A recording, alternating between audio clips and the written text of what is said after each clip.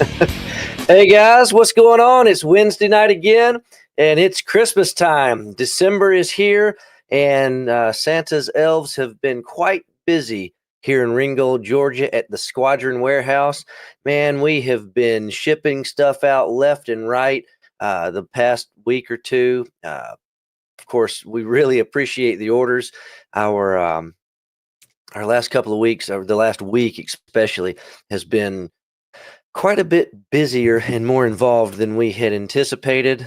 We actually called in some favors on some friends to come help us, so that was good.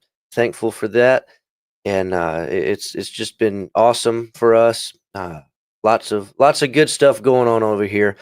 I hope everybody is doing good. Hope you all are having a great week like we are, and let's see who we've got in the chat with us tonight. The lawn care novice is here. Good to see you, buddy, and glad you think this is the best day of the week. It is certainly one of the best days of the week for me. Danny, good to see you tonight, buddy, for over in North Carolina. And hey, I'm glad you got your Montana, man. That's I really like the kit. I hope that you enjoy it. Hope you get to work on it really soon. Let's see. Randy's with us tonight. Good to see you, buddy. Working another book review, as always. That's excellent. And Ken's with us this evening. And Jason, good to see you guys. And Lee coming to us up from Buffalo. Good to see you tonight. And Jeff is in here. How are you, buddy? And good to see you tonight, Derek. And Joseph is with us. And Rex Woods is here. Howdy, buddy. Let's see, we got Mark with us tonight, and Ken's checking in. Good to see you. Wayne, hope you're having a good evening as well. And Rick Bang is here. Good to see you, buddy. And Ed. And the last shipment of Black Cat stuff has me nearing the end of Aaron Ward mine layer build. That's good, buddy. I'm glad. I'm excited to see it.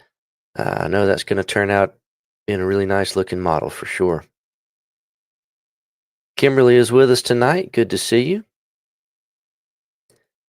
And Carlos is here. Kimberly wants to know, is there a company that produces bobcats and forklifts in 35th scale? You know, I've seen them from time to time. I can't really think of a company right off the top of my head that's doing those right now. But perhaps somebody in the live chat can steer you in the right direction. Good to see you tonight, John. And Arnell. Happy hobby days. I like that. That's good. Happy hobby days to you too, buddy. And John, Kimberly, John says that Greco, I think oh yeah, down below he means Gecko models makes a couple of skid steers in 35th scale. TD, good to see you tonight, buddy. And Robert's with us. How are you, man? TJ is here. Hello. Rancho, I appreciate it, buddy. I appreciate it. And back to you, my friend. Trey's Models is here tonight.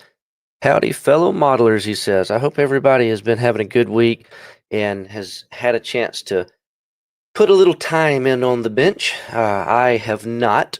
I haven't even really been in this room much. I had a buddy come visit, and a couple of nights ago we were playing a little music down here in the room. So I got my guitars back here, and we had a little bit of fun after work. But other than that, it's pretty much been getting orders shipped out to you guys and dealing with all of the craziness that always seems to happen, especially with shipping companies this time of year. And we'll get into that a little bit more in a few minutes. One thing before I continue going through the live chat, tonight is one of those nights where it's kind of open chat night. You know, if you've guys got something that you want to talk about, throw it down here in the live chat and let's see what kind of rabbits we can chase tonight, whether it's about new kits coming out, modeling techniques, whatever you guys want to talk about. You know how it is. Sometimes I don't really have a scheduled thing for the evening, and we kind of just talk about whatever you want to talk about. So that is tonight. So throw it down in the chat what you'd like to talk about for a minute, and we'll see what rabbits we can chase. Charles Lockard is here. Good to see you. And Jay Banks is here. Good to see you, buddy. And Danny Haney. When can we expect the new paint line? Well, Danny, of course, is talking about our surprise announcement from Dr. Modelstein last week, and I guess we'll just have to wait and see what he says. See when he sends me some paint, and we can get that going. But I'm looking forward to it. Greetings, everybody, from the many villages of the White Sands, Tom says. It's good to see you tonight, buddy. And Mark's back with us. Howdy to you too, my friend. And let's see, the Neverland Victory. So this is going to be a pretty cool kit. I guess most of you guys have probably seen this. If you have not, Neverland Models has what I believe is their second model kit coming out. Their first kit was a 1/144th scale German U-boat, and it was pretty neat. But this new one is a 1/700 scale, I believe, or is it 350? Look at me not remembering. Oh, goodness, it's been a long week.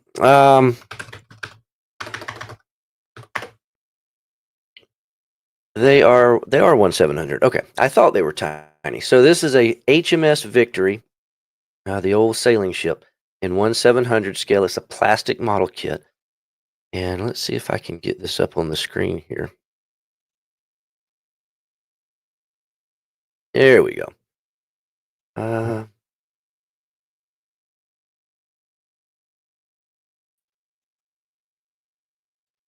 There we go. All right, so here it is. This is the HMS Victory with interior, I might add. And they've actually got a couple different versions of this thing. This is what they call the standard. You know, all these model companies, they're doing this standard and deluxe thing these days. But this is the deluxe version, the DX version. And the only difference is it's got this sheet of photo etch, and then it's got a couple of parts that are not plastic. They're 3D printed, not these little tables and, whatever. But other than that, it's the same as the standard. But you can see here, it looks like it's going to be a pretty cool kit. Now, keep in mind, in 1/700 scale, this thing is going to be pretty small. But for around $20, the deluxe version is $21.74, at least right now, for a brand new tool plastic model kit. So it's got to be a little small. But this is going to be pretty neat. I'm excited about it. I think I'm mostly excited about it, not just because of what it is. I mean, this is going to be a pretty cool model in and of itself. But one of the things that gets me excited is that this is a new model kit company creating new tool model kits.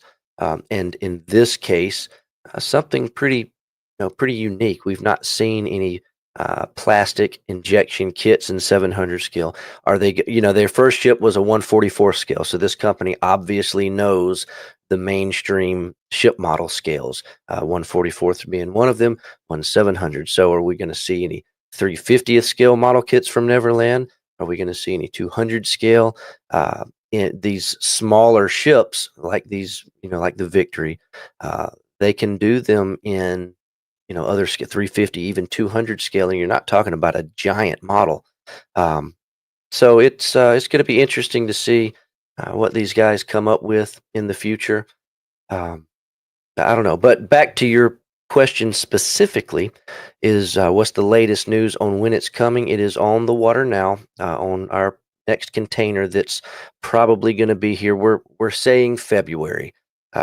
I guess anything's possible that it might be a little sooner than that, but just knowing what I know about our luck in containers and shipping and customs and all that, we're going ahead and saying February. So we are taking pre-orders for them now, so you can get your name on the list, and it'll be pretty cool. Let's see, what else do we have? Trays, yeah, the Red Alert games. I kind of like those, so I love using the music. Talking about the intro music, there at the beginning, the rock music. So that is from the video game called Red Alert, the Command and Conquer series of video games on the computer back, I guess mid-90s is when the first one came out. So Border Models is actually doing a series of model kits, plastic kits from that video game series. And their first release was 35th scale in the game, what is called the Apocalypse tank. And this is their box here, the box art and everything.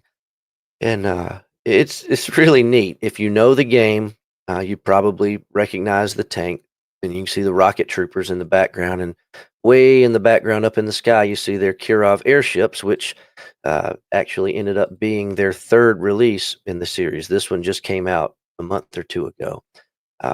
And for a plastic model kit, this is just new stuff. So a lot of these companies, you're starting to see them venture out just a little bit outside of your Shermans and B-17s and the things that we're going to continue to see time and time again, and that those are certainly welcome.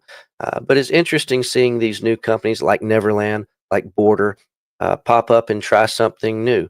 And this particular tank here, the Grizzly tank, again from the Red Alert game, this did pretty well for us because it's a cool tank. Even if you're not into that video game, it's still an interesting model kit. The cool thing to me about it is, especially if you don't consider the video game, you can kind of paint it however you want because it's totally fictional. Paint it whatever color. It doesn't really matter. You don't have to worry about being accurate and having your buddy tell you did it wrong. Unless you're trying to make it look like the video game, of course. But it's pretty cool. We have more of as you see on the website. I'm sold out of the Kirov airship and the Grizzly tank, but I do have more of those on their way to us, and hopefully we'll have them soon. They're pretty neat. They are pretty neat. Rusty, good to see you tonight, buddy. And John, good to see you tonight too, my friend. And Brandon Porter is in here. Good to see you. And Chris, Bill, good to see you from the borough. Murphy's borough, that is. Good to see you. Jeremiah was a bullfrog. Hello to you too. And Lee from Oklahoma City. And Dave B is here. Rob, good to see you tonight, my friend. Let's see. And John asks about going back to Border Models. So Border Models has a series of, I'm pulling them up over here. Border Models has a series of 35th scale aircraft kits, which is kind of interesting because it is outside of the normal, or what we consider the normal, that is, aircraft scale, being 32 scale. But when they first announced these, I thought it was kind of cool. I think the first one they did, this one, the BF-109. When this first got announced, I thought this was kind of cool because kind of like, Tamiya's 48 scale aircraft, Tamiya started doing 48 scale armor and vehicles and things. And Tamiya, for a long time, kind of owned that market. I know Hobby Boss does some 48 scale armor stuff now. But in 48 scale, you're able to build almost whatever aircraft you want in a large amount of vehicles. Well, with this BF-109 that Border did, it kind of started the same concept in 35th scale. You build virtually anything in 35th scale as far as ground vehicles and armor goes. But now, or when this came out, all of a sudden you can stick a BF-109 with it. Well, it did pretty well for them. So they followed up with some others. They did the JU-87. They did an FW-190. And then they threw a curveball at us, and they did, let me find, all this stuff. Like I said, it's Christmas time, and stuff is flying off the shelves. So all this stuff that I'm out of stock on, we've got lots of things coming back that'll start being here in January. So as we go through this site, keep that in mind. Santa Claus come shopping at Squadron. Um, but anyway, so after they did a couple of planes, they threw this curveball at us, and they did a 35th scale Akagi flight deck, like a little section of the flight deck right there at the bridge. And you can see the kind of the build up here. And this particular version of it came with a Kate, the B5N2. And I was like, wow, this is really neat, because what they had done before this, if you remember seeing it, and I don't know where it's at. We'll have to find it while I talk. What they did before this was a 1/35th scale U-boat section. And of course, I'm a kind of a big U-boat fan. I just like them. I think they're interesting. I like the building the 72 scale models of them. So when this 35th scale U-boat section came out, I was like, wow, that's really neat. Now, you don't get the whole boat. You get pretty much exactly what you see there on the box. Here's the side of the box. So that's what's included. It's just the middle section, the center section. They did a set of figures, aftermarket set of figures that you can buy for it. And I just thought it was the neatest thing. So when they followed up with the Akagi bridge, I was like, wow, it looks like they're going to continue this diorama series of 1/35th scale stuff.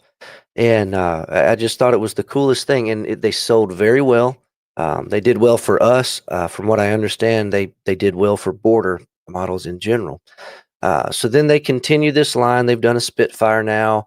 And of course, they've got this new Zero announced. And this HE111, by the way, posted here, and somewhere in here, I may not even have it visible right now. Oh, there it is. The B-17, they have announced that they are doing these, a 1/35th scale HE111 and a 1/35th scale B-17. All I know is that they're working on them. I know the HE111 will most likely come out well before the 17, but those are in process. I'm just waiting to hear more information from them. Anyway, the Zero that you're asking about, John, these are finally on their way to us. I think we should have them. They're supposed to be here next week. We heard from the port today, and the ship is supposed to be there this weekend. So as long as customs doesn't pull one of their fun stunts on us again, we should have it next week. So we'll see. But that's the next kit in their series of 35th scale stuff. And of course, it pairs well with that Akagi. You can buy that Akagi bridge with or without the aircraft. So, who knows what else they're going to come up with, but I'm kind of excited to see what else they do in this 35th scale series of diorama stuff, because it's just neat. It's big and nice to build. So that's what I know on border for the day. Bernard, good to see you, my friend. And Scott says, got my Black Friday order while out of town last week. That's great. So since you have brought up the fact that you got your Black Friday order, I've got to mention that a lot of the Black Friday orders that went out, as you know, we're in Ringgold, Georgia now, which is pretty much a suburb of Chattanooga. We are Chattanooga, Tennessee sits right on the border of Tennessee and Georgia, and Ringgold is the first town in Georgia on I-75. And so when all of our stuff ships out with the post office, it goes to the Chattanooga Distribution Center. Well, I think it was today's Wednesday. So Monday, I get to the shop Monday morning, and I am just covered up with emails from customers, probably from some of you guys. And the email was all the same context. And basically it was, hey, where's my order? You received a tracking number from us. We shipped it. We gave it to the post office, but it didn't go any further than the distribution plant in Chattanooga. And after going through quite a number of these emails, all saying the same thing, I'm looking at these tracking numbers and I'm pulling them up. So then I go run a report of all, and they're all December 4th and 5th orders, or at least the ones Monday, fast forward to today, and the problem is bigger. But so I pull up a report of all the shipments that we shipped to through the post office those 2 days, and I ran a report on all the tracking numbers, and sure enough, they're all sitting up in Chattanooga. I'm like, what the heck's going on? This has been a week, um, and they're not moving. Now, post office, as I have commented on many times on our Wednesday night gatherings, they are not what they used to be once upon a time. And unfortunately, we see a lot of packages these days not getting scanned in, or at least not getting scanned in at every destination. I've got a lot of customers that will end up getting their package and the tracking number still shows it en route somewhere. So um, all the things that kind of are normal. I've never really had one lost, or at least not that I can remember, not very many. They usually end up getting there. They just take forever. So I figured that's what was going on. But then after seeing how many were having this same problem, so I called my whoever it is, sales rep, or no, it's not a sales rep. It's like the region manager. I don't know. I called the highest person that I know that'll answer my phone calls, and they told me. I said, "Hey, here's what's happening," and they said, "Oh." I'm like, okay, what's that mean? She says, well, unfortunately, last week, or whatever, the 4th, 5th, whatever day it was, she says, our system went down in Chattanooga. I said, okay, what does that mean? And she says, well, what that means is everything that came in couldn't go out. So for however long it was, a day, 2 days, whatever, everything that came in just kept piling higher and higher and higher in the warehouse. And I said, when are you going to get this fixed? She said, oh, it's already fixed. But the problem is being behind, or not being able to ship out of there one day puts us behind a week, 2 days. So you see what's going on here. I'm like, great. So what does that mean? Can I come get my stuff? Oh, no, you can't do that. But she said basically as the new stuff came in, it piled higher and higher. So when the systems got back up to running, when they pull the next box to ship, it's the newest box that came in the warehouse. And that's how they proceeded. So unfortunately, our kits that came in right when the system went down, or our packages that went in right when it went down, they're at the bottom of the stack. And I've been watching the tracking numbers every day since Monday, since I found this out. And I can see that I've got a whole report, and she sent me some fancy way of tracking stuff. And I'm seeing some of them are finally starting to move. But if you've got a package from us that says it's in Chattanooga, that's the situation, and that's why. And I am deeply sorry. I hope you understand I have no control of that, but at least we know what's going on now. She said that what they started doing actually to help them get all this fixed is they put a bunch of we send all these packages to them, us and all their other customers. The boxes come in these on pallets in these Gaylord boxes, these big 4-foot by 4-foot by 4-foot boxes. And she said what they started doing was loading all those up and shipping them to, I think she said, to Memphis, to Nashville, and to somewhere in South Carolina. I think she said, I can't remember where. And she said they did that in an effort to try to get more of the stuff moving again. So if one of your packages has been sitting in Chattanooga for a week and then randomly shows up in Memphis, Nashville, or somewhere over in the Carolinas, that's why. So again, I'm very sorry. This kind of stuff seems to always happen this time of year, because every year, not just for us, but for all of these e-commerce kind of places, Black Friday just seems to get bigger and bigger, and Christmas presents, and it's just everything else, and it just keeps getting bigger. And I hate it for the shipping companies, but they can't handle it. You would think they would plan for this kind of thing, and maybe they do. I mean, heck, just us at the shop, we planned for it, and it was way bigger and more successful than we thought, which is a great thing. I just hate how long it takes to get this stuff processed. And then when the companies that we rely on, like the post office, something like this happens, it's just like, golly.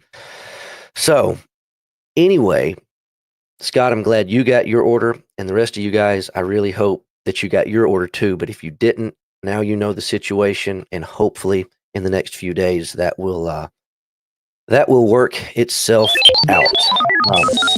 Oh boy, here we go again. Dr. Modelstein's back. Hello again.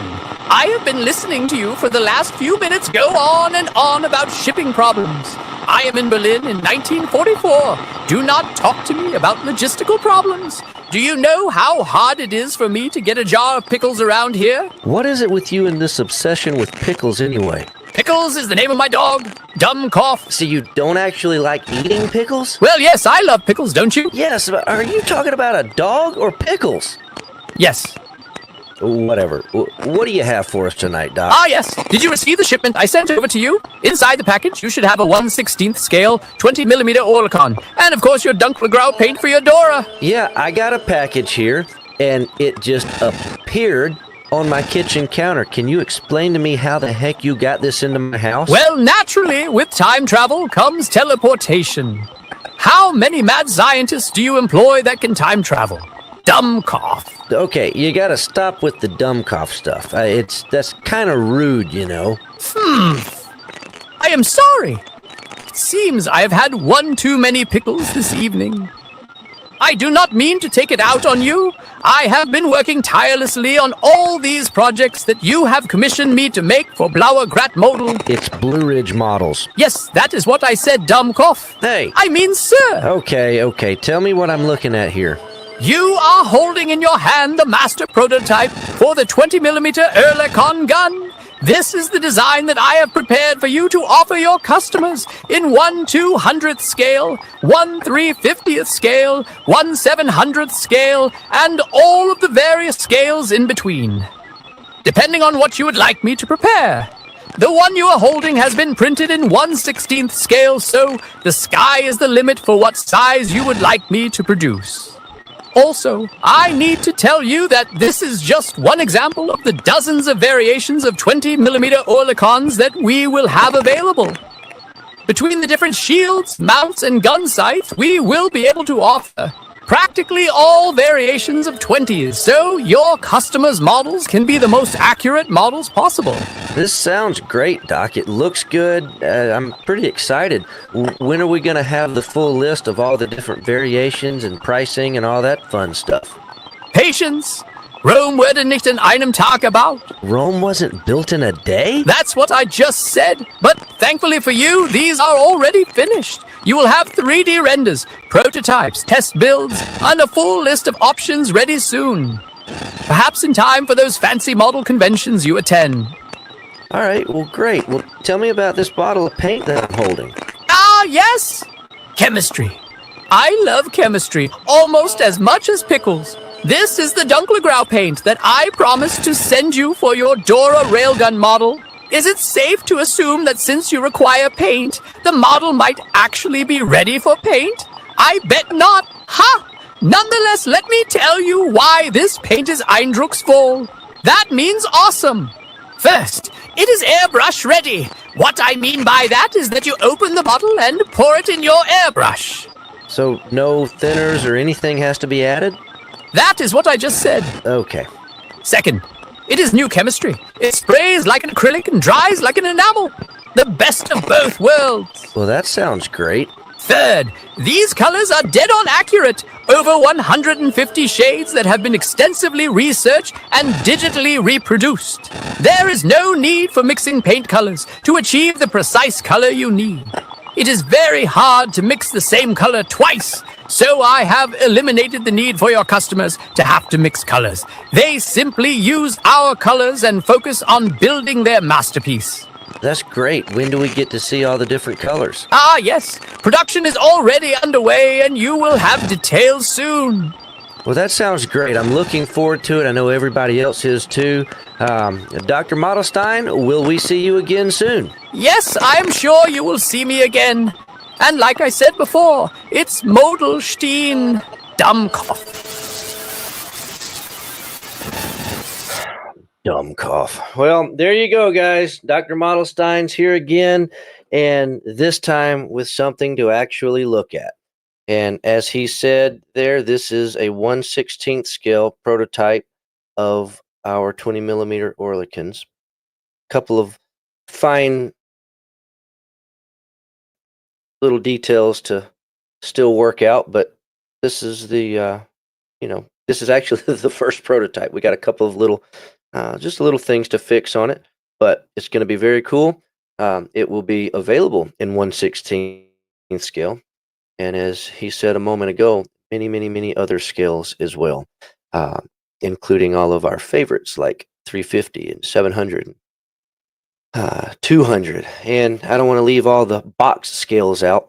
With gold medal models, some of the best, uh, you know, most sought after photo etch sets that we've got in gold medal models are some of those box scales, like the 426 scale Arizona, or the 400 and 500 and 600 scale U.S. Navy sets, because some of those old Airfix kits or old Revell kits or Heller kits or some just whatever brand they were, uh, you don't really have many options on the aftermarket to get those ships kind of up to date, so to speak. So that's why Lauren Perry's gold medal was so popular for those.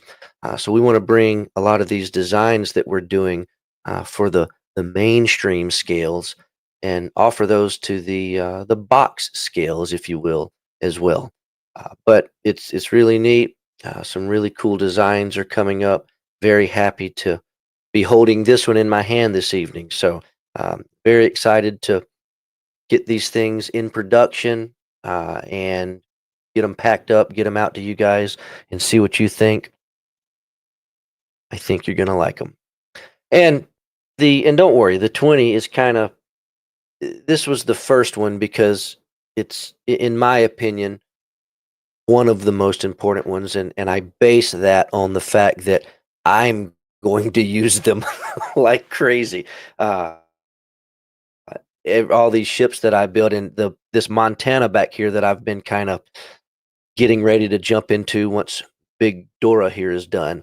You got to have a lot of 20s on there, and our old Blue Ridge models 20s, they were fine. They were actually better than fine 10 years ago when we started those, or I don't remember exactly, but about 10 years ago. They were great, state of the art. But fast forward to now, and the technology has come a long way. These new 3D printers that we've got going, I mean, it's incredible what they can produce. So I'm very excited to show you guys what these look like in those smaller scales. But 20s is just the beginning of it. And as soon as Dr. Modelstein will provide the information, and we finish it up to let you see the list, there are literally dozens of literally dozens of combinations of 20s that we've designed. They've gone through, and there's several different types of shields. These square ones, you've got the different cutouts in the middle. You got different mounts. You got all these different parts that were used. Here, this is a pedestal base. You had the tripod base. So all these different combinations of, this shield with a pedestal, or this shield with a tripod, or that shield. All these different versions will be available, and we'll have that. I know it's being prepared, and we'll have that to show off sometime soon, and you'll be able to see all the variations. And not only are we going to offer those variations in the different 20s, but we're going to provide a list of which variation you need for which ship you're building. Now, don't get me wrong, there are countless numbers of possibilities of ships that you could be building. But the list is going to be mostly comprised of things that are available on the market. I'll give you an example of what I mean. Trumpeter makes a, we'll say the Montana. So that's a bad example. That ship wasn't there. Trumpeter makes the Big 5 in 700 scale. So we're going to tell you or in these instructions, you'll be able to say, okay, which 20 do I need for the 1945 West Virginia? It'll be listed there, and you'll be able to see and take the guesswork out of, well, I didn't know there were so many different shields or different mounts or different whatever. And we'll have a full list, and it was impressive to me. The guy that we commissioned to do this, when he presented this this to me, I'm like, wow, that's a lot more involved and a lot more in depth than I was. I just wanted some nice 20s, and we got some nice 20s. So I'm very excited to show those to you, and very excited to continue on, um, basically replacing the entire Blue Ridge Models line, with up to date, state of the art, high quality, and obviously better researched than when we did it 10 years ago. So, uh, looking forward to seeing what Modelstein has up his sleeve. And talking about the paint, one of you guys asked earlier in the chat if I had any updates on the paint, and so here's the first bottle, and this is what they're going to look like. Of course, there's no label on here yet, but we will have the labels prepared sometime soon, and all of the secrets of what this paint is will be out. You'll be able to see what it is, and this is actually not. It's not a brand new thing. This is something that's been on the market, and once we tell all, you'll understand. But this is very, very nice paint. It's been used for several years by several modelers, and it is now part of the Squadron family. And very excited to make the official announcement and tell you all about it. But it'll be very cool. You'll be able to read all about it soon. Like Modelstein said, this is airbrush paint, and we're doing that. A lot of the stuff, if you haven't figured out by now, a lot of the stuff that we do in Blue Ridge models we do it because I'm personally interested in it. Our very first Blue Ridge model kit was that Fort Drum, the concrete battleship. The reason that we did that is because I wanted to build a model. So sometimes we may do things that I don't necessarily use. Like, for example, the 20s. I'm not going to build a Montana in every single scale that we offer 20 millimeter guns for. But in this 3D world, if I make it for me to use it, I can make it in the scale that you need to use it in. And the same thing goes with the paint. The reason that we bought this company is because this paint is great. I like using it. And the reason for me wanting an airbrush paint is quite simple. I use an airbrush. I am not a very good brush painter at all. I don't know why. I can't do it.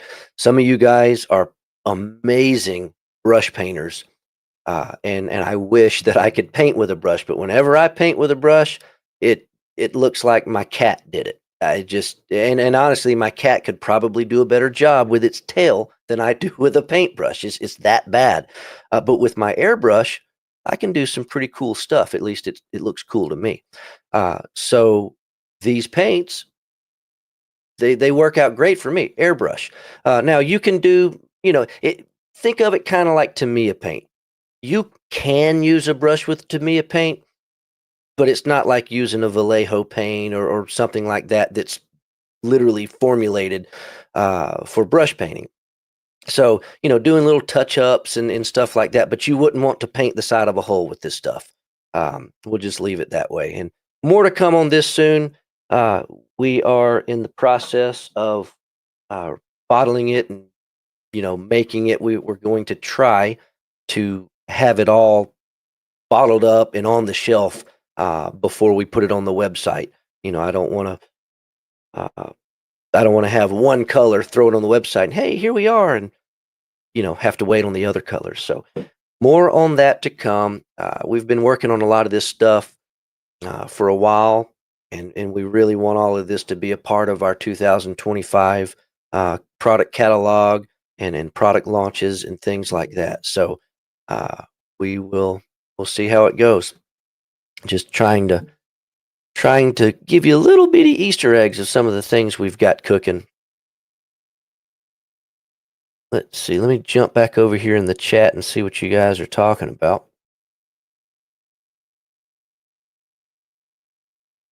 Let's see. Randy says, you're going to be able to set up your arcade again. Absolutely. I just have to get some other things done at the house first.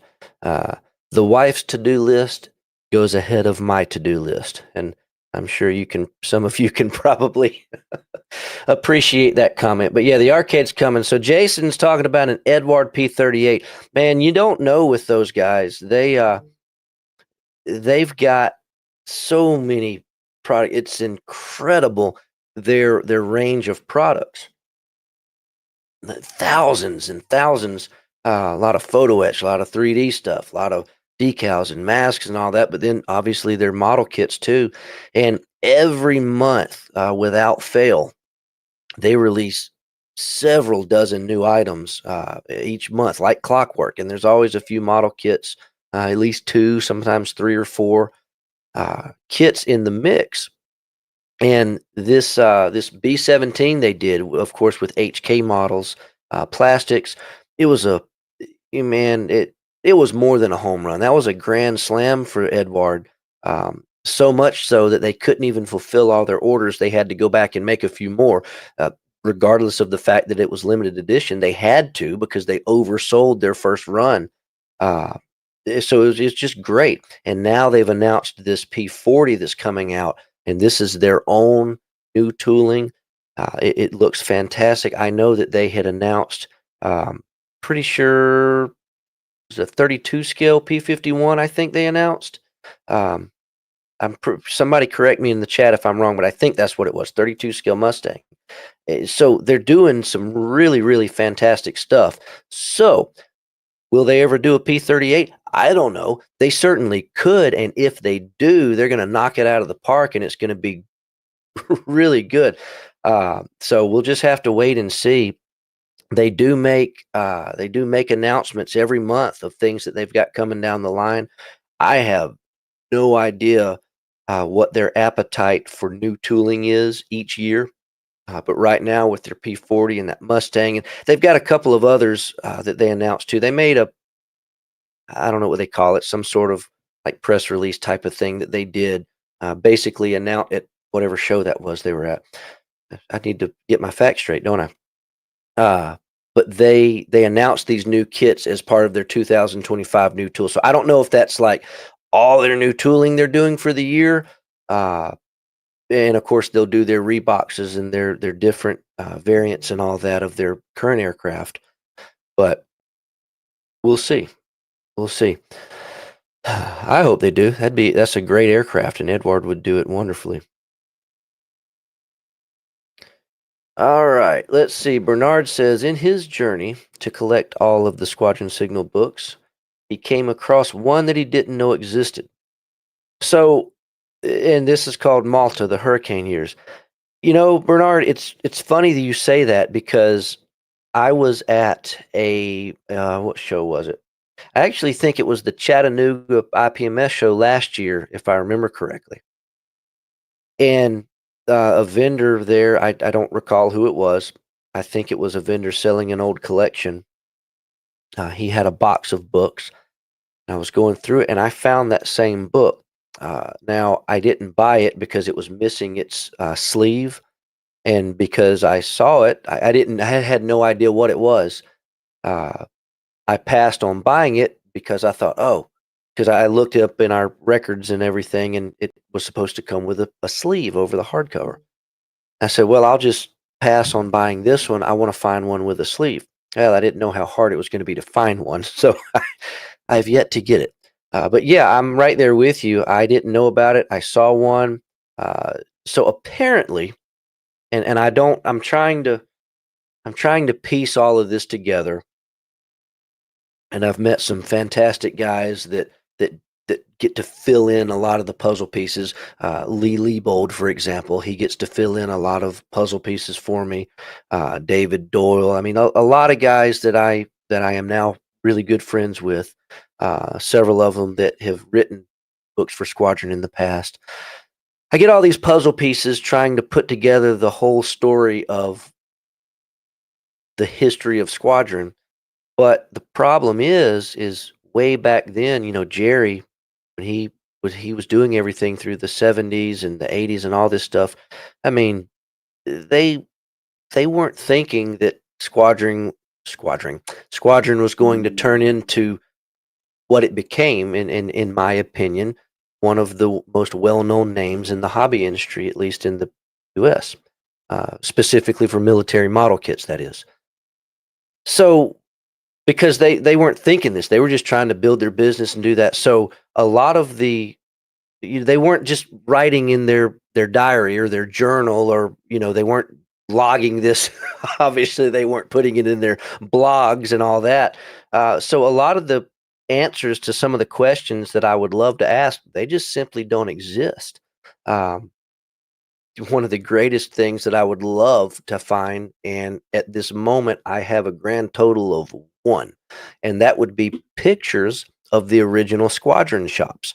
I mean, name a store that you go into on a regular basis. Let's just say Walmart, or whatever, Walmart, Target, Sam's Club. I don't know what stores you guys have where you live. So let's just say Walmart. When was the last time you went in Walmart with your phone? And remember, in the 70s, you didn't have a cell phone to whip out of your back pocket and snap a picture with. But when was the last time you went in Walmart and said, wow, this is a cool store. I think I'm going to take a picture of this aisle because these clothes look cool. Probably not exactly what's on your mind. And back then, it was just a hobby store. It was a cool hobby store, but you didn't know that, 20, 30, 40 years from then, hobby stores were kind of going to start to be going away. So, a lot of these things I wish I had, I simply don't have. Now, if you have a picture of a Squadron shop, please send it to me.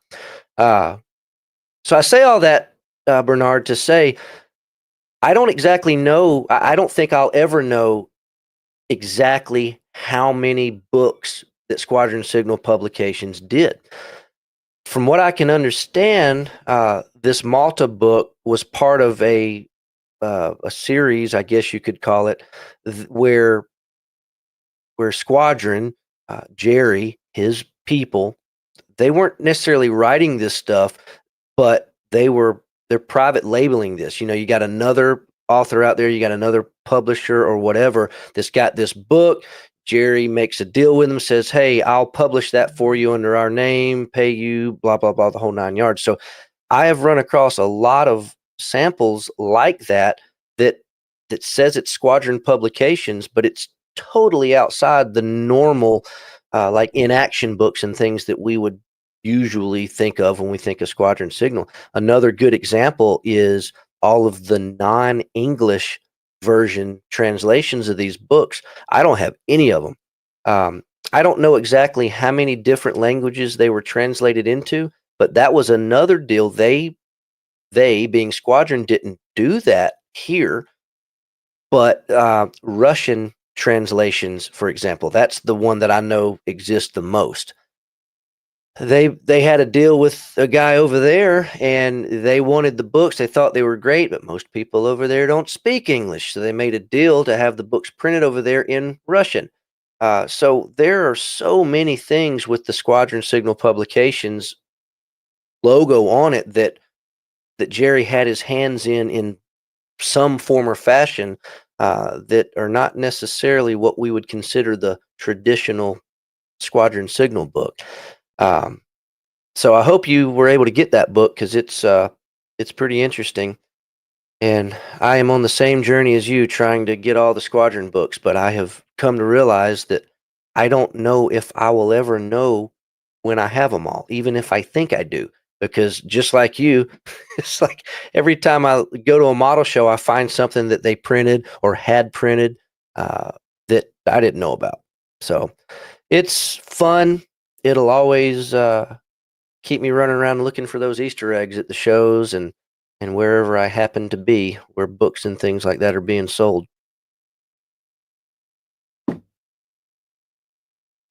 All right. Let's see. Stuart is here out in California. Oh no.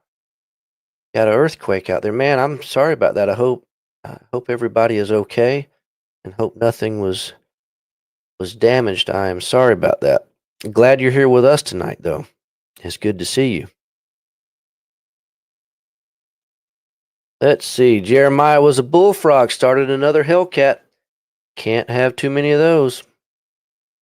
Let's see. Back to the Squadron books. Yeah, Scott. He's got a new book for him, the PBY. Yeah, the that's awesome. My latest addition to the Squadron collection was that Panzer's Color book that Ed picked up for me. So it's a pretty neat book. Mark, USS United States. Okay, so I'm assuming you mean the SS United States, the ocean liner, the one that is unfortunately being sunk now. Oh, yeah. If I read the rest of your sentence, that's exactly the one you're talking about.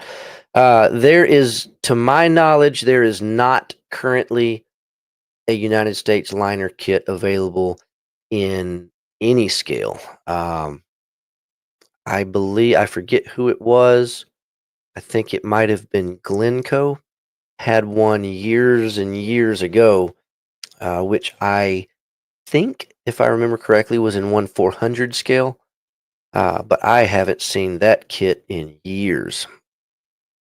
There could certainly be something out there that I don't know about, but there's not one that is commercially available, at least not by the brands that we represent. Otherwise, I'd be jumping all over it because that would be awesome. Let's see. Scott, so the this Tesla coil idea, I was actually my buddy that I told you was here playing guitars with me. We went out to dinner, I think last night, and this actually came up, and I said we really need to do 35th scale Tesla coils for those tanks. I think that would just be awesome. So I'm glad that I'm not the only crazy guy that thinks 35th scale Tesla coils would be cool. Maybe we can make that happen. Let's see. Tom, any chance of doing a 40% off sale of everything when you have the open house? You know, that is certainly one of the things that Squadron out in Texas was very well known for. And I don't know. I'm going to be very hesitant to answer that question because just like our Black Friday sale, you never know what we're going to do. But the one thing that I do know we're going to try to do is not do what Texas did, and that's go out of business. So, uh, we'll see. I have no idea what we're going to do on our open houses. All I know is that we're going to do an open house at some point, and it's going to be fun. And I hope that you guys that are able to come to that are going to really enjoy it. Chris is in the house tonight. Good to see you, buddy. Tell Mary I said hello, and glad you like my hats. And I saw your text, by the way. Nice tree. We just got our tree set up too. I'll hit you back with a picture of ours soon. Let's see. John says he got his stuff today. Happy, happy, joy, joy. Those Mustang kits are awesome. I'm glad you got one, and glad you got your trumpeter catalog. I actually found out that they have their next catalog headed our way. So excited to see what is included in that. It's always kind of fun to see their black and white photos in there of things that they think they're going to get around to in the coming year. And then it's just a roll of the dice to see what they actually get done. Frank, party time indeed, my friend. Good to see you. And Chris says the 350 Akagi pairs well with a good glass of whiskey and patience. That is actually one of the ship models that I have completed, and I will agree with you, especially if you are going to be crazy like I was and you do all the photo etch uh, stuff up under the deck, which knowing you, I know you will. So it turns out really nice though. It's a really really cool looking model when it's finished. Ken, so Model Collect, their A12. I don't have any news specific on that kit. The news that I do have is that Model Collect has gone through, I don't know. We'll just call it management changes because I don't really know all the ins and outs of the deal. I don't know if the company was bought out, if people quit and new people were. I don't know. I don't know if their distribution channels changed. I don't know exactly what's going on, but I know that we have been told they've got some new ways of doing things coming starting in 25, and that some of the kits that they have announced are going to be able to be finished now. And they also said some of the kits that they have announced are going to not be finished at all now. So I don't think the A12 is on that list. I think that's going to be coming. So hopefully soon. As soon as I know something on that, and I'll let you guys know because I'm looking forward to that kit myself for sure. Jim, the Tacom half tracks, the Rommel Grief one in particular, and the big box that is included in, those are all supposed to be here next week. They're part of that container that I was referring to earlier. Bill, how many tables do we have in Chattanooga? We have um, our usual island that we get. I think it's 10 tables. I don't know. You know us, we bring our rolling racks in, so I don't really use the tables. I'm more interested in the floor space than the actual table count. But I think, uh, I know I asked for it, and I think they are going to accommodate us. I think instead of being out in the middle in that island this year, I think they've got us up in the front corner against the wall. I requested that because I like putting big banners and stuff against the wall up high. It's kind of my thing. You guys know me, but we'll definitely be there. Looking forward to it as well. Kimberly, so I'm going to answer this question in very broad terms, and I'm not going to make this answer specific to RT Diorama products. Kimberly's asking if we anticipate carrying this particular brand of products. We have, and I do know the brand, by the way, and we tend to add a new Ukrainian brand like every couple of months. So there are, even though we have like, I don't know, somewhere between 10 and 20 brands out of Ukraine that we represent, there's still probably that many more to get. And we just can't take everything on in one shot. So we'll keep adding as we go. But outside of just the Ukraine products like the RT Diorama stuff, there are a lot of brands that are on our to get list. And I've been saying this for several months now. Ever since we started back up and moved everything from Texas to Georgia, and then combined it with free time hobbies, and you know the story. Ever since we got started back in all this, we've been trying to rebuild some old bridges, as we have referred to it. And what I mean by that is when Squadron moved from Texas to Georgia, there was no inventory. There was basically a shell of what used to be, and we had to basically start from scratch. All we had was a name and our good intentions, and so one brand at the time, we got them on board and started buying inventory. And then, one brand after a brand after a brand. And then it was two brands at a time. Then it was three. And then we started kind of getting our feet wet, getting back into the swing of things. And I'll be honest, we started with no money either. So bring in a brand, sell some stuff, make some money. use that profit to put into another brand, rinse and repeat.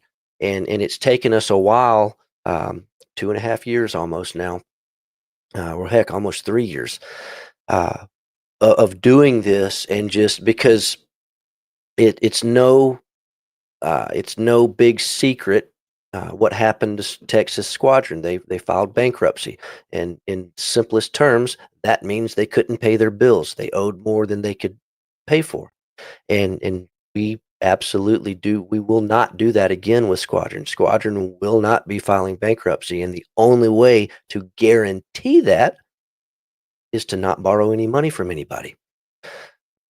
The only problem with that is it means a slow growth.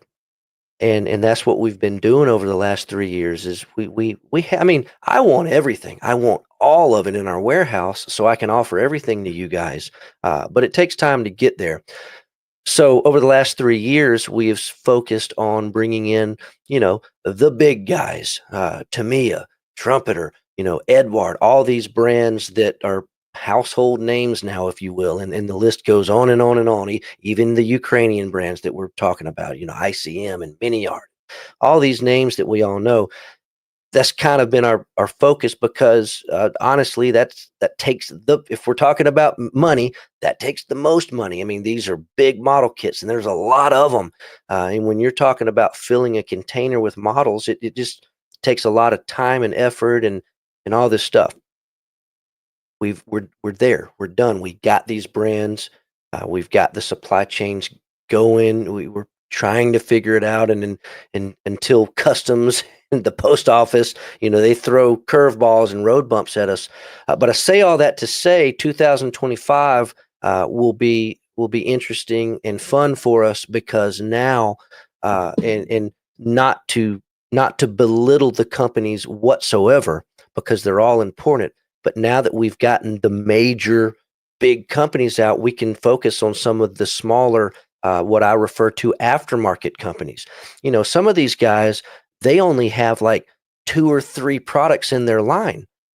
I want to get them, but creating purchase orders and emailing them and paying the bill and all these things, it's the same if it's a $100 purchase order or a $1,000 purchase order. It takes the same amount of time. So, but now that we've got our ducks in a row, so to speak, with all this big stuff, I'm super excited to start focusing on some of these aftermarket lines, some of these garage kit companies, if you will, because the aftermarket guys, they make some fantastic stuff, and they're really kind of, in a way, the backbone of the hobby. Because we're all going to buy the plastic model kit, but if you're like me, as soon as you get the kit on your bench, you're shopping for, hey, what can I upgrade this with? What kind of, with ship models, what kind of brass barrels can I get, and what kind of photo etch, and which 20 millimeter guns am I going to get? And so the aftermarket, in my opinion, is very important. So I'm very excited to be able to focus a little bit more effort on those this year. And there's so many in the aircraft world. Decals. I mean, we get asked so often for decals, and we've got some decals, but very, very few compared to what we could have. If you were to call me up and ask for decals for a specific type of plane, I probably don't have it right now. We've got some generic stuff that we've printed. We got you covered on your stars and your bars and your letters and your standard insignias and things. But when it comes to a specific aircraft, like I couldn't even sell you a Memphis Belle decal set right now. I just don't have them. So I'm looking forward to being able to focus a little bit on that. We've got a lot of our own stuff that we're cooking with the, you saw the 20s, you saw the paint. So a lot of these things we're going to be doing in-house, like literally in-house in Ringgold. And I'm very, very excited about that. This paint, you saw this, so you're probably making some assumptions, and I am not going to answer any questions about what the paint is and where it comes from, because I just don't want to yet. we're going to make an official announcement, hopefully in January, with any luck, perhaps at that model show in Chattanooga. But the one thing that I will say is this is made here in the USA, and it is being bottled right here in Ringgold. And we are doing it ourselves. So take that for what it's worth, and there'll be more to come on it. All right. Just heard that your F-35 shipped, Charles says. Yes, the Tamiya F-35C specifically.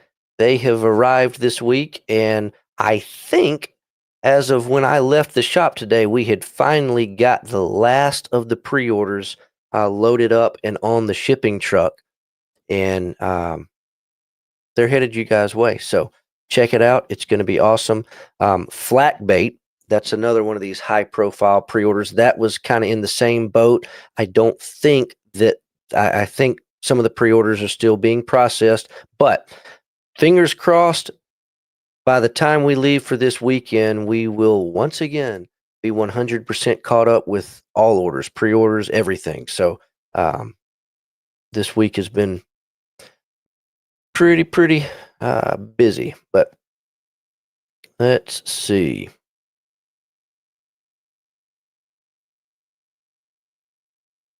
Jim, okay, so this, I've got a lot of emails about this. So tariffs and all this kind of stuff. The simple answer is, I don't know. And we're just going to have to wait and see. What I do know is it is in my interest to continue offering the best price that I possibly can to you guys. And it is in the manufacturer, it is in their interest, regardless of which manufacturer it is and which country they're in, it is in their interest that I continue to buy their product and promote their brand. So what does that mean? I don't know. If tariffs have to raise the price, okay, Mr. Manufacturer, maybe I need a better price. I don't know. Are they going to? Who knows? Nobody knows. We'll just have to wait and see what happens. And all I can promise you is that we will do the best we can to offer the best price and best service that we possibly can. And that's all I can tell you for now. So we'll see what happens. All right. What else do we got tonight, guys? Now we're getting down here where these chats come in, and I'm so behind. Some of this stuff you guys said 30 minutes ago. I'm sorry. All right. Hey, Ken, going back to the box scale support that we were talking about earlier. Yeah, the gold medal stuff used to be the only game in town for the box scales, and in some ways it still is, unfortunately. And we are out of all that stuff right now, but we're working on it. We finally got our new manufacturing process down for getting the gold medal stuff back into production, and the box scale stuff is next up on the list. And moving down the chat list here, John's question specifically about the 542 scale set for the Forrestal, Midway, and Essex class kits. That is actually the next item. That one and the 426 scale Arizona are the two next on the to-do list for gold medal models.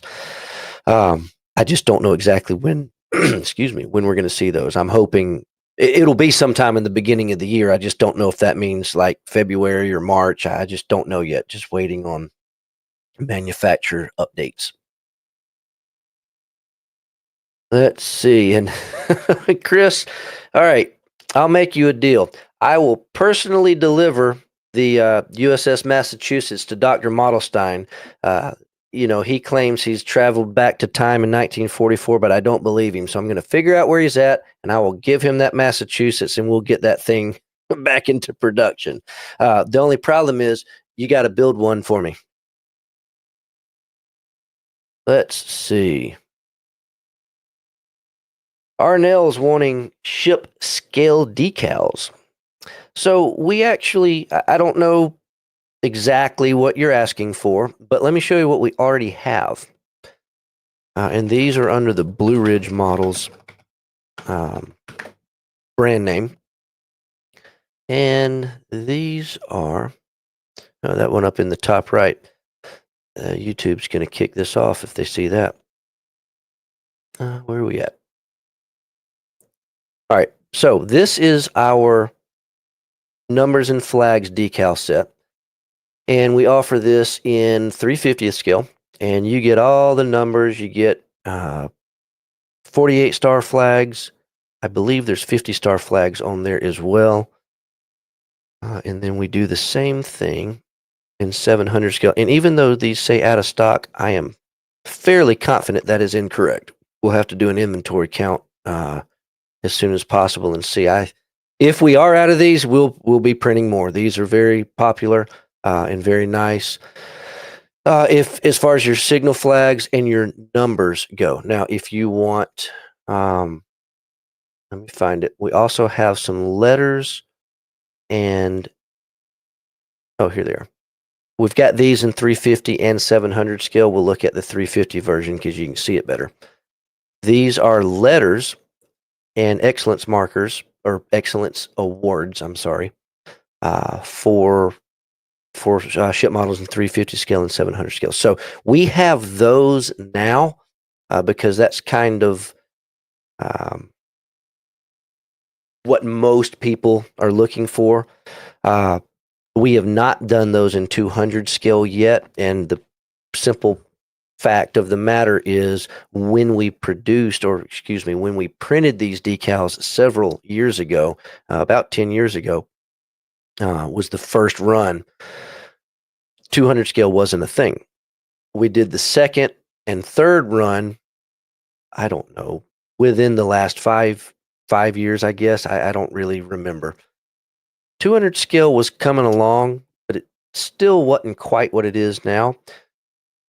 And if we really are sold out of these things, we got to go do another run. Well, now 200 scale is kind of a thing. So it would make totally good sense for us to do those in 200 scale. So we'll have to take a look at it and see. It'll be a rather large sheet of decals in 200 scale. But again, 200 scale looks like it's here to stay. Time will tell, but it certainly is pretty popular these days. All right, Stuart. So this is funny that you mentioned this. We talked about the Fort Drum model that we made. So back when we did, it's a full resin kit.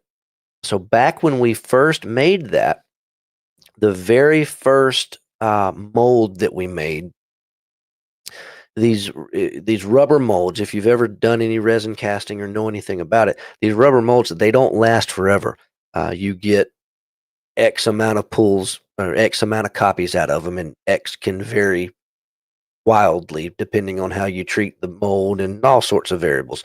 Anyway, at the end of the mold's life, you can kind of tell that it's time to throw it away when things start ripping off of it and breaking. If you've ever gotten a resin model kit and you're looking in somewhere in like a curve or somewhere, there's a little piece of, usually, not always, but usually like blue or pink, what feels like rubber, that is rubber. And that's a part of the mold that came off the mold. It tore, it ripped, and it stuck to your casting. Well, after that happens enough, you just can't use the mold anymore. It's time to make a new mold. So the very first Fort Drum mold that we did, when it got to the end of its life or getting very close to it, I said, hey, I'm going to take this home. I was in the process of redoing a bathroom at our house at the time, and I was just getting ready to do the tile floor. And I did all that myself, so I had all the grout and the thin set cement mix, whatever. I said, I'm going to take this mold home, and when I make up my thin set tonight, I'm going to put it in the mold and make myself a concrete Fort Drum model. It was the coolest thing. and I actually did this, Stuart. I was able to take it, and I had that book, and I took a little chisel and I knocked it, and I tried to make it look like it did today. And it was the coolest thing. It was one of the easiest models I ever did because it was actually made out of, cement or whatever thin set technically is. I mean, but it's really, really thin, so I didn't have all the big gravel chunks in it like you would have if you're doing a concrete driveway or whatever. And I I cast up two of the resin turrets, knocked the barrel in half off of one of them and painted them, rusted them up. It was very cool, and I unfortunately have no clue what happened to it. I have moved several times since then, but that's something that I might need to do again because I had completely forgot that I did that until I saw your comment here. All right, let's see. Rob says a late USS Idaho would be cool in 350. In your next statement there, I know, never happening. I used to say that about a lot of ship models, and then we got a Montana.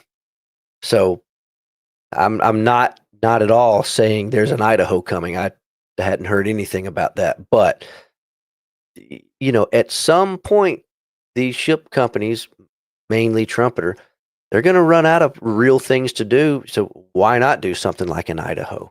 I mean, heck, they're doing ships now that didn't exist. So just never say never. I would love to see them go back and do some of the early dreadnought battleships. You never know what these guys are going to come up with. All right. See, it takes me so long to get through these chats, but I remember something we were talking about earlier. So David says, yes, Edward is doing a 32 scale P51B. So, and then to Stuart's comment here, I'm going to assume, Stuart, that is a very sarcastic statement there. And if it's not, I'm going to say that it is, and here's why. You're right. We see P51s left and right. But going back to my buddy that came to visit and we went out last night to eat, we were talking about this too. Why do we see so many P51s and everybody always wants to know, we got P51s, and if we're going to go back to ship models for a second, we've got Titanic, we've got Missouri. Why do we keep seeing the same stuff over and over again? Why can't we have a USS Idaho? And then switching back over to the aircraft, there's so many aircraft that have not been done or that have not been done in years and years. But the fact of the matter is, these companies that do this, those are guaranteed sales. Maybe not to you and me in this group. We've got, how many P51s do you have in your stash?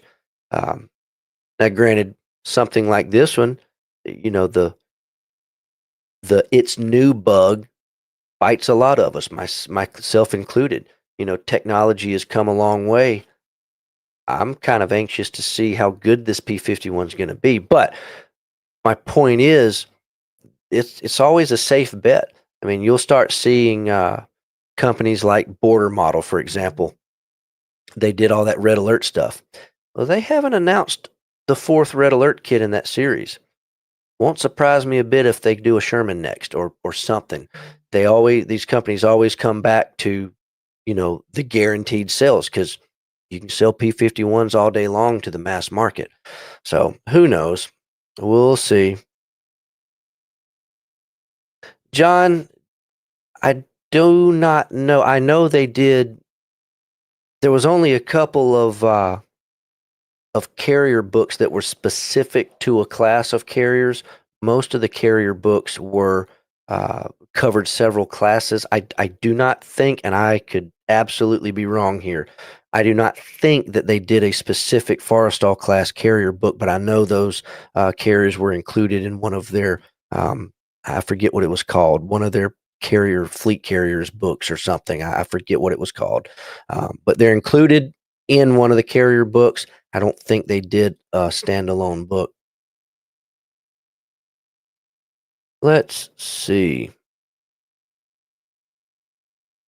Dennis misses his old hobby shops. Yeah, we want to bring that back a little bit. Not, not across the country or anything like that, but here in Ringgold in our shop. That's why we want to build this hobby shop in the front of our warehouse. It's not huge, but it's going to be neat. We're going to make it cool. We're doing the Squadron Museum stuff in it, just some of the paintings and memorabilia and whatnot, and kind of make it, be able to walk back in time for a few minutes. So it's what we can do here. I wish that we could bring them back like it used to be, but that's just not probably going to happen. Let's see. David, going to scan that cover in for me? That'll be great, man. I'd love to see it. Thank you. I appreciate it. All right, so Dennis, going back to that SS United States, he says the Glencoe kit was a 4/50th scale. All right. Justin, the Ryefield stuff, I do not know about that one specifically. The last couple of weeks, I have kind of fallen off of keeping up with some of the new releases just in lieu of being able to get all these orders and whatnot shipped out. But I'll be jumping back on staying on top of new releases very soon. But that particular one, I don't know specifically when it'll be headed this way.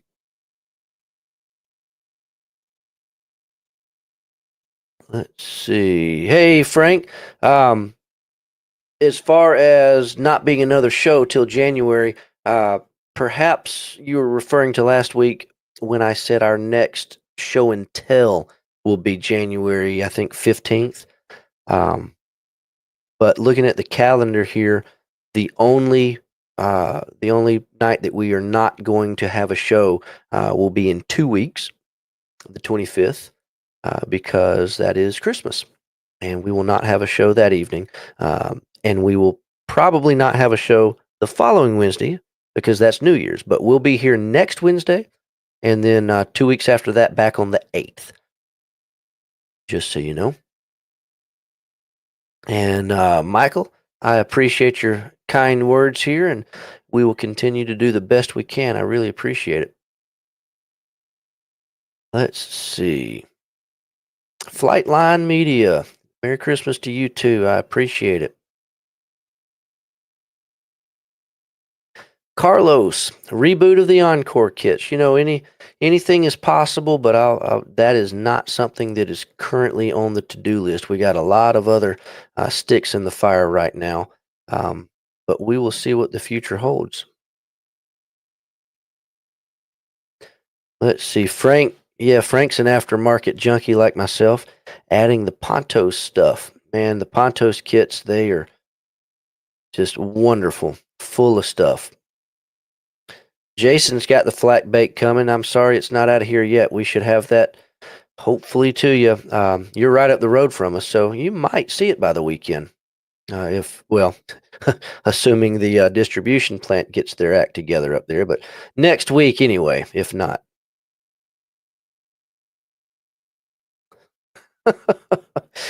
AMS. Okay, so Arnell, Advanced Modelers Syndrome. Or Aftermarket Modeler Syndrome. Either way. There you go.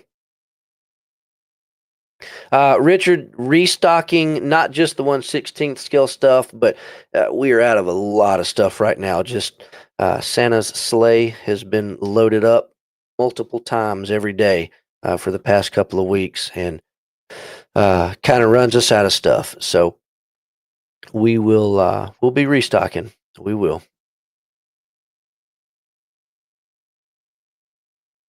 See. Mark, 700 scale carrier dash lines. I've got some other ideas and other products cooking for that, or rather, Dr. Modelstein does. And we'll have more on that soon. We've got some very cool ideas that we want to throw at you guys sometime in the near future.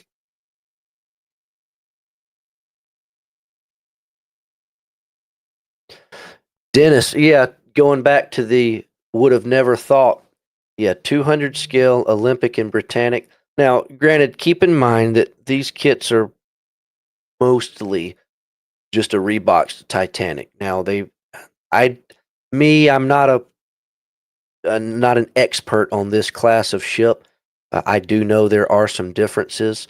Um, I am very interested to see if what differences they made between these because, being troop transports and being, the hospital ship and all that, surely they have added those things in the form of a new sprue, but the hull itself is they've got to have used the same hull. Maybe if there's anything that had to be done different on the deck, they probably did some slide molding or something.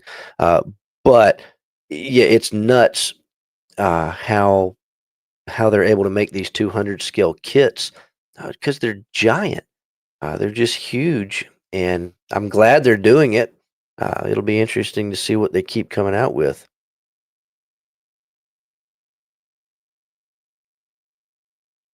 Yeah, 200 scale Normandy would be awesome, and then follow it up with the United States. That'd be one I would certainly be interested in too. And we're going to wrap it up here in just a minute, guys. I'll answer the last few chats here, and then we'll say good night. Trumpeter needs to do a Forrestal class. That is one of the most requested classes of aircraft carrier that we get, and they've not announced it. I haven't seen their 25 catalog yet that we'll have soon. I don't know. I doubt it's in there. If it were in there, I would most likely have heard about it from some of my friends overseas. But that's one of those kits that it's got to be inevitable. It's just a matter of when. So we'll see. And Stuart, going back to that, yeah, it's that you're exactly right. I mean, the cost of the tooling is just ridiculously high, and it's not just that too. It's the research, and you can imagine how much easier it is to research a P-51, for example, versus some obscure aircraft that we would probably love to see a model of, but you know, between the research, the development, tooling cost, if they know they can sell, I'm not going to throw big crazy numbers out there. We're going to use little numbers for conversation's sake. If they know they can sell 100 of them, and they're only going to sell 10 of this other one, it, it just makes sense. It's going to, if you have this ship and this ship, they're going to cost the exact same amount of money to make a mold for. But this one's going to sell 100 copies, and this one's going to sell 10 copies. It's an easy decision. It's an unfortunate decision for us model guys that would love to see those unique things, but we'll see. Well, guys, that's going to wrap us up for this evening. I hope that you enjoyed tonight. I did. I will see you again next week. Perhaps we'll hear from Modelstein one more time before the end of the year. See what he's got cooking up. Yeah, that's going to be it. Y'all take it easy, and I'll see you next Wednesday night at 9 o'clock. Good evening.